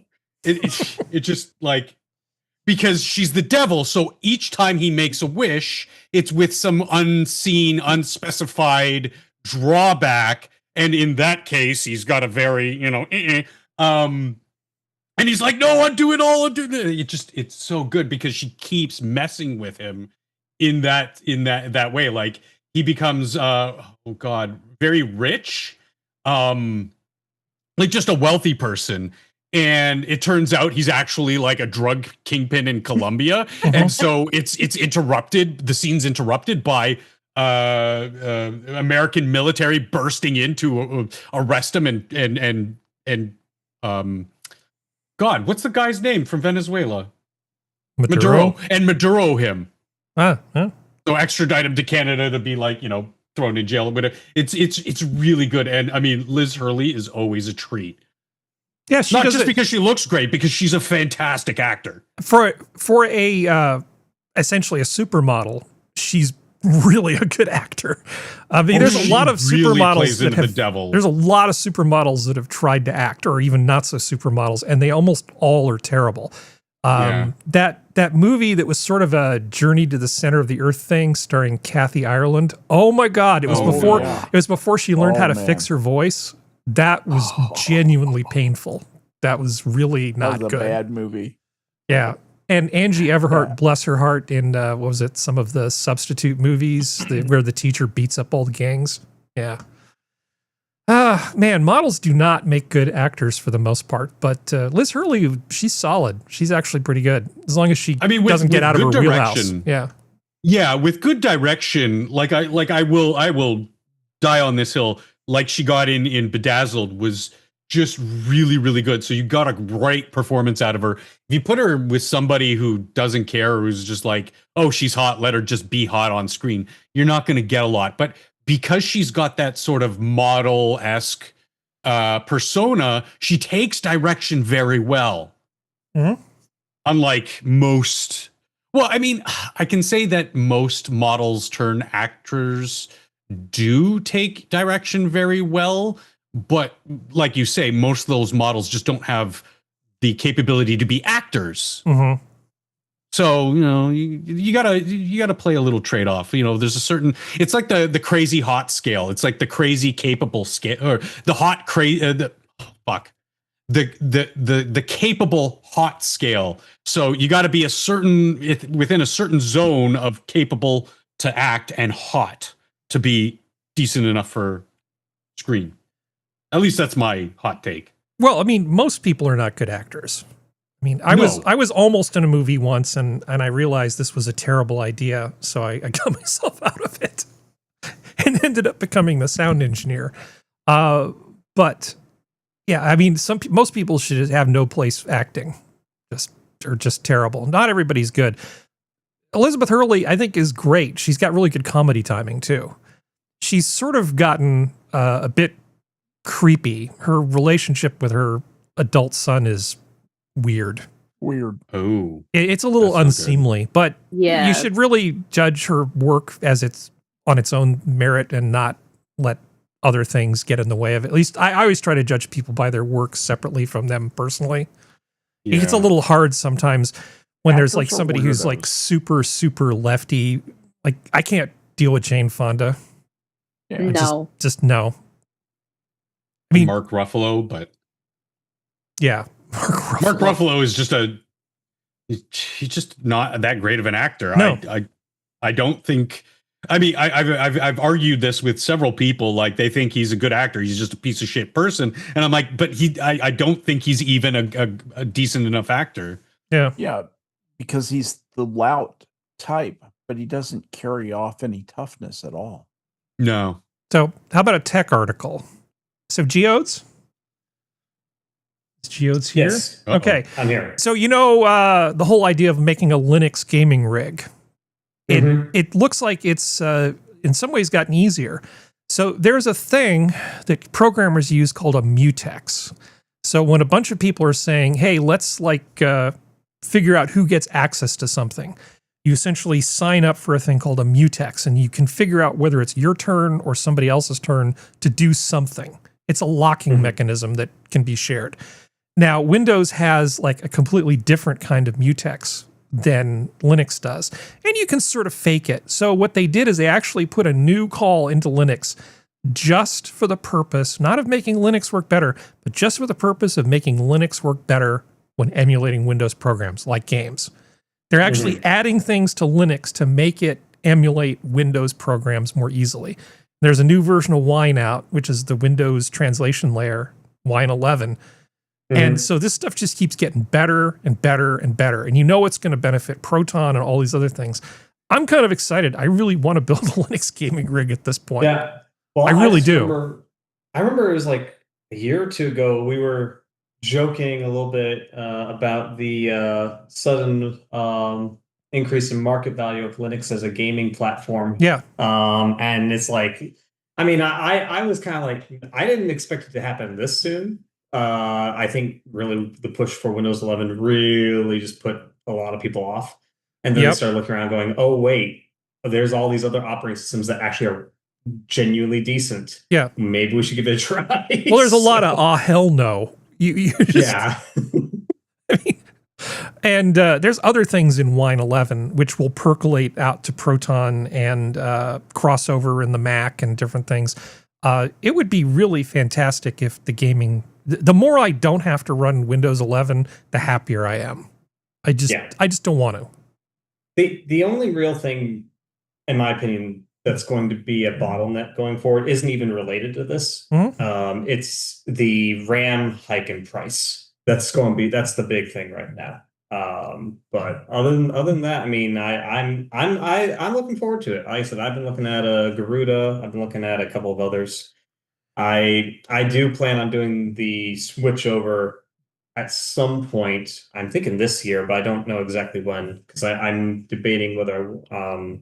Well, first I have a bunch of other things I need to do first. Yeah, you have other priorities, but by the time you're ready to actually do this, building a Linux gaming rig is going to look great. Oh yeah. They even you can even get one that's pink. Then Sora could get one. You still have like a pink mouse and a pink keyboard, right, Sora? Yeah. And a pink monitor? No. Oh. I have an Asus curved ROG monitor. Oh. How do you like the curved monitor? It's a slight curve. I really like it. I think it's great. I would, if I had space, I would do the super, the really large, proper gaming curved one. Mm-hmm. But it's wasted on my current. There's no way I could fit it properly right now. Yeah. I like it. Good. She'd be in the zone. It feels weird to work on a flat computer at work. Yeah. Well, I think Scott Adams passed on Monday, right? Wasn't it last Monday? I believe so. Yes. Yeah.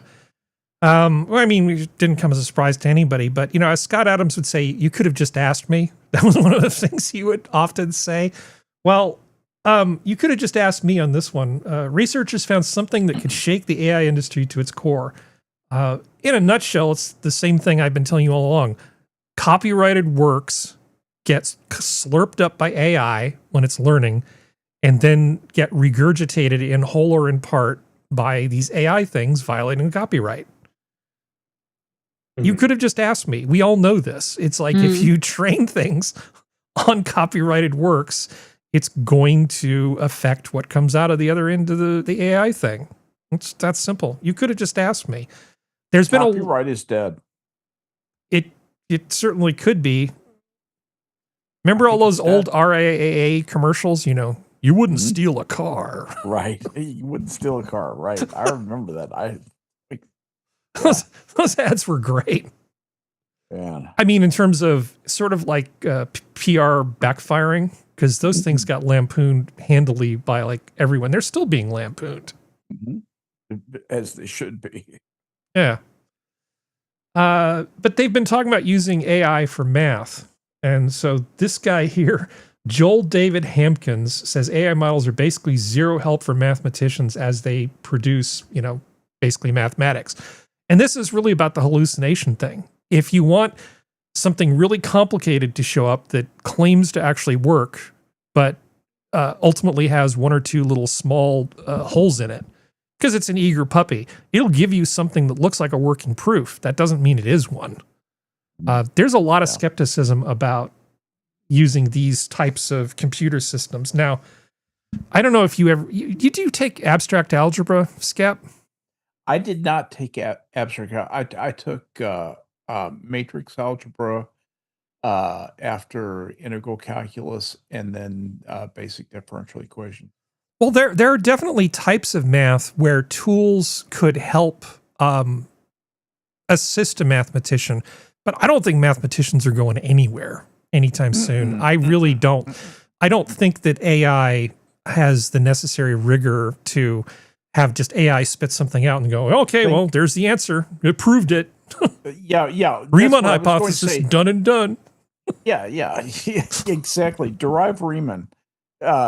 Show me that original work. Show me you can do that. Then I'll be impressed. Yeah, but something like abstract algebra, where you're just doing you're dealing with different types of groups and fields and all that sort of stuff. Those kinds of proofs. Mechanistic. I often felt that what people would do is they would do the proof and it would have like 20 steps in it. And then to make them look cool, they would just erase 2 out of every 3 steps, so you just look like, man, look at that leap of genius. How do you get from step 1, step 2? Because it used to be 1 to 5. That's why they just erased shit. It's like Scrabble. But I hated that obscurantism, by the way, that used to inhabit mathematics.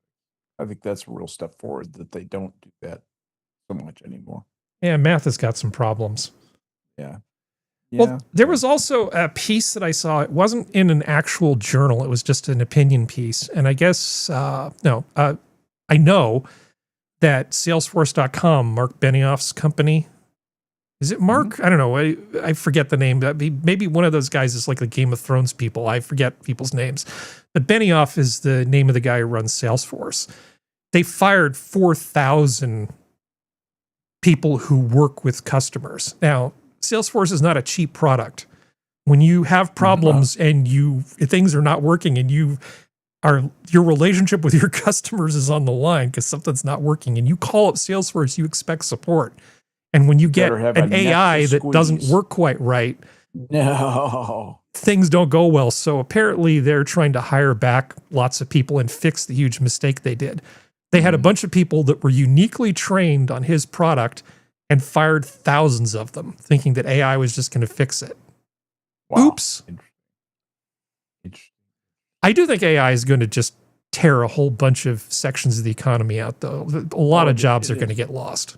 Wait till you see what it does in the field of law. It's going to revolutionize law. It's going to be better than a Nexus Lexus search. Is that what you're saying? Yes. Yeah.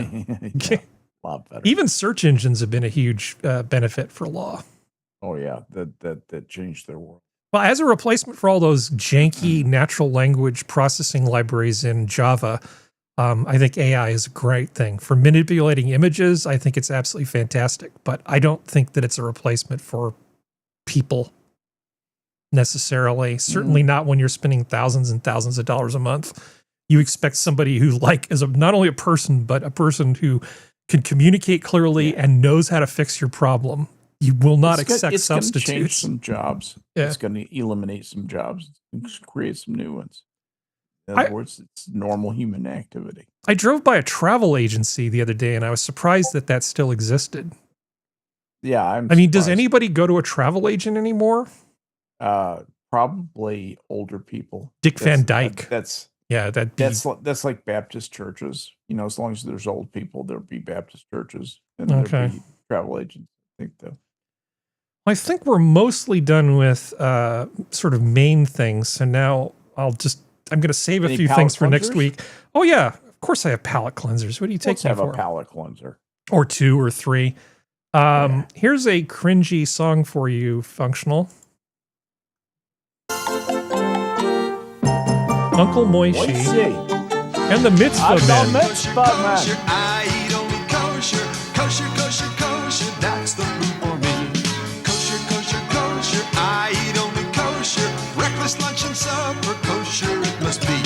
Kosher, kosher, kosher. I eat only kosher. What kosher, the hell? kosher, kosher. That's the food for me. Kosher, kosher, kosher. I eat only kosher. Breakfast, lunch, and supper. Kosher it must be. I don't know many Jewish people that actually maintain kosher. I know a few, but yeah, same. Most people are pretty lax. It's actually funny. My first time to, I want to say Ohio, we stopped in a grocery store and a friend of mine back here kept kosher. And so we wanted to find him some American, neat things that you couldn't find here in our grocery stores. So me and my friend Evan, we walk up to one of the grocery stock boys or whatever. It's like, do you know where the kosher food is? And he looks at us like we're speaking Chinese. He's like, what? Kosher, the special food for Jewish people. He's like, oh, the Jew food. Yeah, over here. And I'm like, Jew food. This is hilarious. Like we could not believe that he just said Jew food because it was just like unironically, yeah. And with no malice either. I mean, there was no malice or anything. This is the 90s. So it was like, you know, he just, that's what they referred to it as. Yeah, it's the Jews' food, the Jew food. Yeah. Or like you would say, it's the halal section, the let's be as cruel as we can to animals before we kill it. Yeah, put them right next to each other, but like just have like a wall, like almost like one of those bathroom partition things for the urinals between the two of them. Sure, why not? I also was just kind of like, because it's different than how they handle it around here. Maybe it's just the general population of Jews in like places like Montreal and Toronto. But there isn't. I mean, there is a hyper kosher section, but there are plenty of products throughout the store that do have the little parv, the little U or CR or whatever to denote that something's kosher. Like all throughout the grocery store. So it was like, yeah. It's weird that everything was like specifically there. Even some of the like normal stuff like Lay's potato chips. They had another, you know, sure, they were in the potato chip aisle or whatever. But there was also several bags, varieties over there in the kosher section. And one of them was actually bacon flavored. Because the bacon flavored chips contain no actual pork product. It was hilarious. Ohio, you're doing something right, man. I don't know.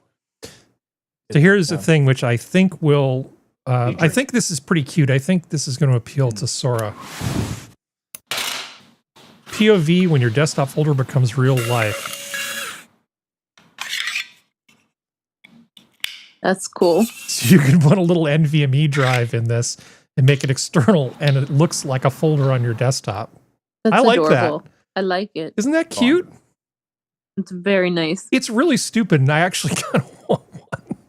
As long as it's fast enough, I would actually go along with it. You know, I'm a big fan of industrial design. And anytime I see something that I think is well designed, it tends to get my attention. So Honda came up with a prototype for a new camper.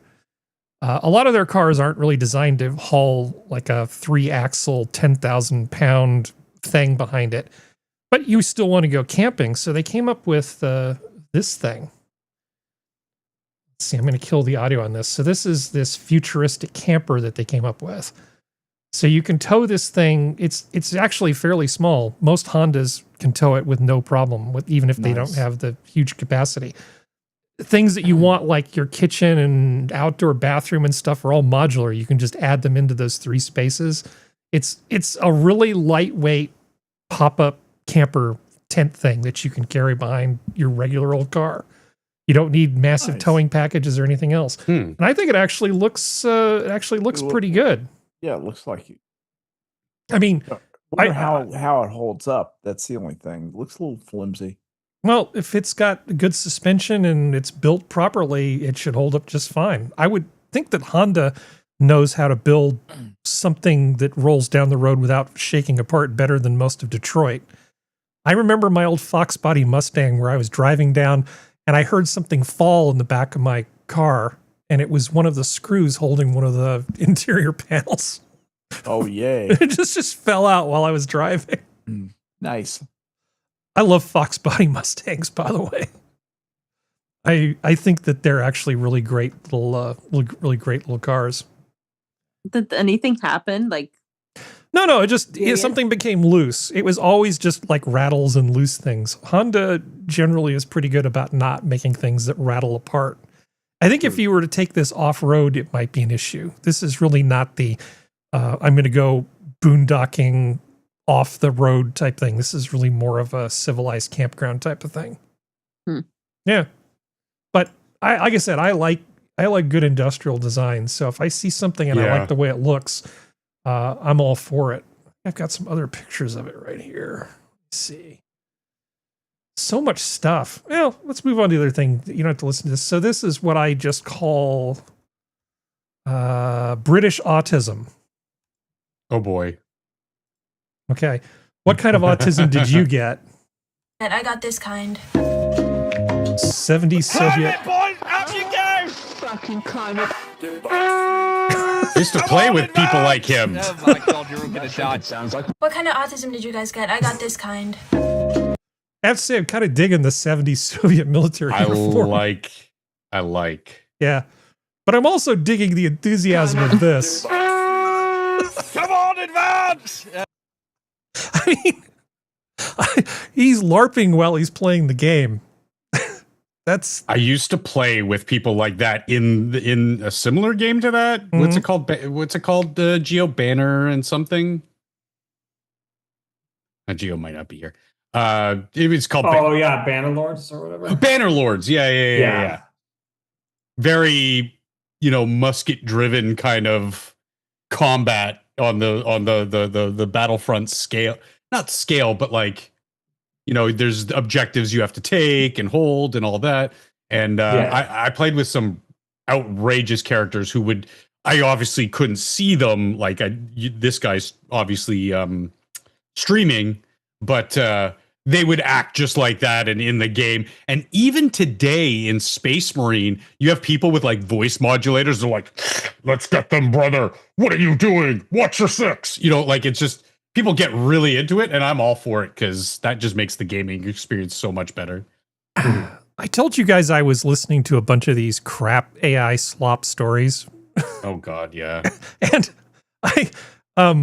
it seems like a common element in the relationship ones where like the feminist decides there's going to be like a new contract that describes how all sex is handled, in terms of ongoing consent and all this stuff. Or some weird thing like, you made me sad, so there's like a 2-week cooling off period. Just things that drive them away. What ends up happening in almost all these stories is the first thing the guy does is he decides to start going to the gym.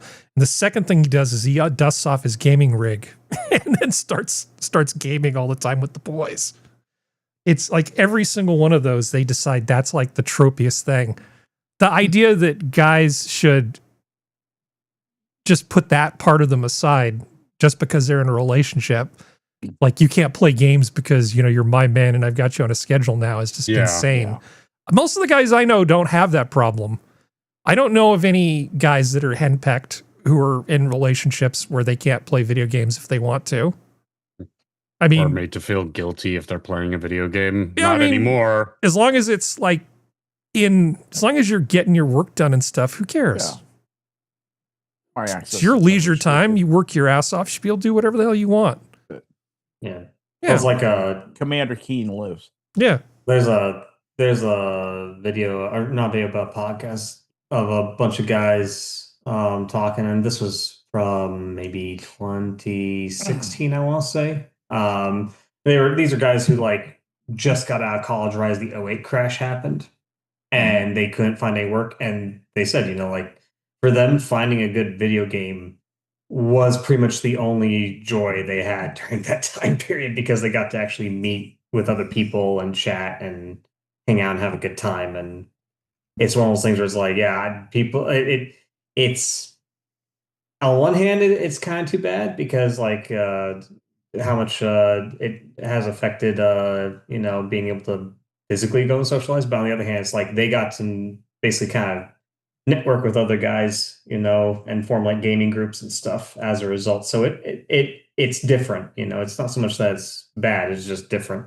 So yeah, there was one skep that you would have really enjoyed. It was about this feminist progressive architect who was going to build this civic center thing, but she decided to build it using mud blocks and hay. And then wind reeds together to make a roof. And then it rained. It's nowhere. It's just fiction. But the funniest part of it was she was saying that the real architect was trying to convince her to put steel in and make a proper building. And she said, no, she was challenging the Euclidean hegemony. Yeah. It's not wise to challenge the laws of nature. Right angles are not a social construct. It's not an opinion. Parallel lines are there for a reason. Parallel lines don't. Parallel lines don't intersect, which is just about what you might expect.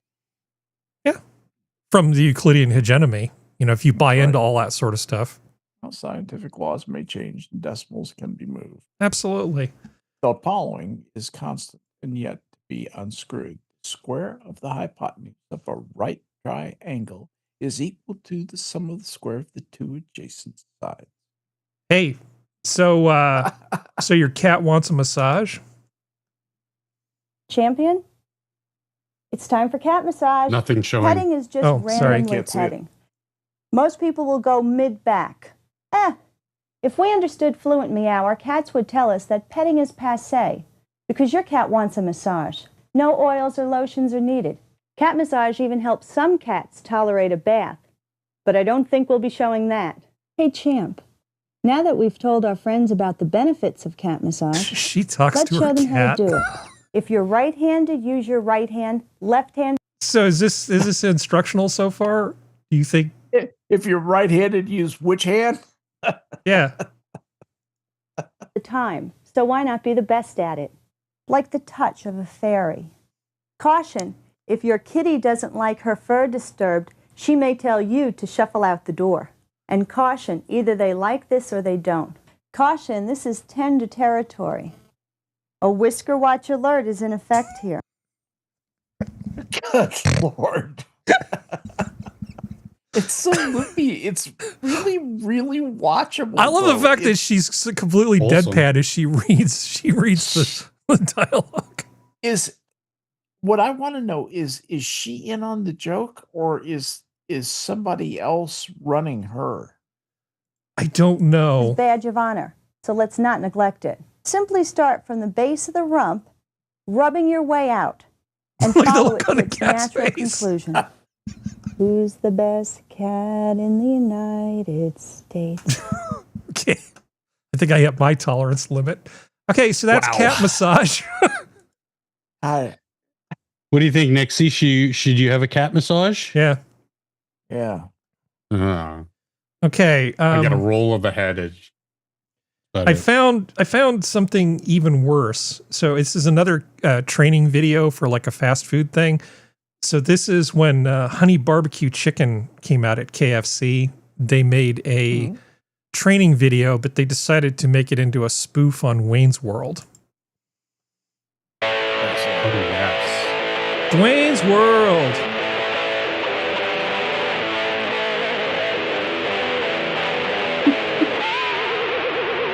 Hey, dudes and dudesses.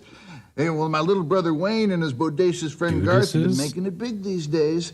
Hey, Wayne's even hanging out with that Babe Ruth of Babehood, Claudia Schiffer. Well, I've been hanging out with Madonna. Not. This is terrible. I apologize. But there's a song at the end, which is where it gets to be really good. You know, I mentioned how I feel about Bohemian Rhapsody. Mm-hmm. Well, buckle the hell up. The Dwayne Monster? Far out, Richard P. Party on, Dwayne. Bohemian Rhapsody. All right. This might be the worst thing ever. He's way too old for this. Yep. Put original recipe in barbecue sauce. Shake it easy, make sure not to toss. Scaramouche, Scaramouche, honey barbecue. This is an abomination. Or use the biscuit oven, please. 15 minutes. 15 minutes. 15 minutes is the key. Shake it easy, make sure not to toss. Fresh towels, separate tongs, honey barbecue chicken. You don't want to see red sauce on your sleeve. This is fucking terrible. Oh my God. The fact I that don't thank you for This is this. the horrifying. fact that somebody thought this was a good idea and actually made it is amazing Somebody to me. said, yeah, somebody This got said, "We're gonna greenlit." Make this on the cheap. There was a meeting and people Yes. sat around and somebody pitched this idea and then they actually made it. No, let me tell you how this actually happened. How I believe this most probably happened. Yeah. Was the promotion was ready. It was an expensive package. Management looked at it and they hated it. And so they went back and said to their PR guy, your job is on the line. Come up with something low cost that you can produce yourself. We're not going to use the ad agency. You get this done yourself with some local, talent. And this is what they came up with, because this is like local ad agency level. This is not national ad agency level talent. This is something that would be produced locally in Dallas or Houston or, a major metropolitan area, but it's lacking some of the hallmarks of something that's going to go international. Well, Jones Barbecue and Foot Massage is 1,000 times better production than this. Yeah, no kidding. This is awful. And it was Missouri. Even the big ass storage ad was better than this one. I don't think we'll be ever big be ass able to storage. hear Yeah. Bohemian Rhapsody the same way again. Yeah, that's pretty shit. Yeah. Jones Barbecue and Foot Massage. Jones Barbecue and Foot Massage. Yeah. Good times. All right. Well, they can't all be winners. So this has been your Minions of the Zoo for Saturday. Thank you, panel. Thank you, chat. Say goodbye, everybody. Zoo's closed. Goodbye, everybody. Bye. Have a good night. Take off, eh? Hoser. Yeah.